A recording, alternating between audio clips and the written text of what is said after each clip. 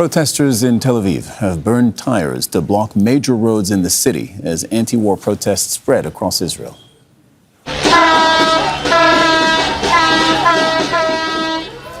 Demonstrators are demanding an end to the war and the return of captives held in Gaza. They are accusing Prime Minister Benjamin Netanyahu of prolonging the war for his own political interests. Our correspondent, Willem Marx, joins me now. Willem, you've reported from Israel multiple times, so I think you're very familiar with what we're seeing here because you've also reported on those protests. What are you seeing there today? So those visuals you just saw there are on one of the main highways going north from Tel Aviv. They've lit fires to try and stop traffic. You've also had protesters blocking major highways between Tel Aviv and Jerusalem. This action is being led by the hostages' families across the entirety of Israel over the course of today. It began at 6:29 a.m. That's an important time. That's when Hamas launched its attacks into southern Israel back in 2023.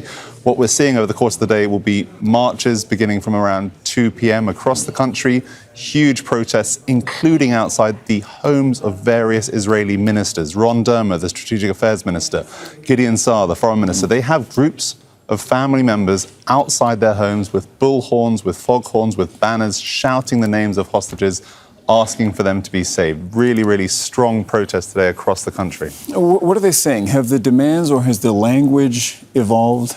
It's interesting. Some of the members of those captive families met today, this morning, just a couple of hours ago, in Tel Aviv, in Hostage Square, as it's now known, where the marches will culminate tonight.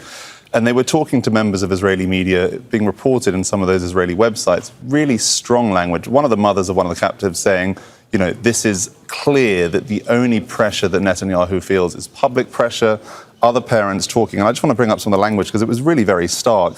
One father pointing out his son, Eitan Horn, as being held captive there for 690 days, let's not forget, talking about the Netanyahu government as being one that, quote, abandons its citizens, collapses the basic moral framework of sanctity of life and mutual responsibility. Some more strong words from this father saying that the government was recently responsible for, quote, another deliberate torpedo operation of an agreement to return hostages. You'll remember Hamas just last week agreeing to 2 phases of hostage releases.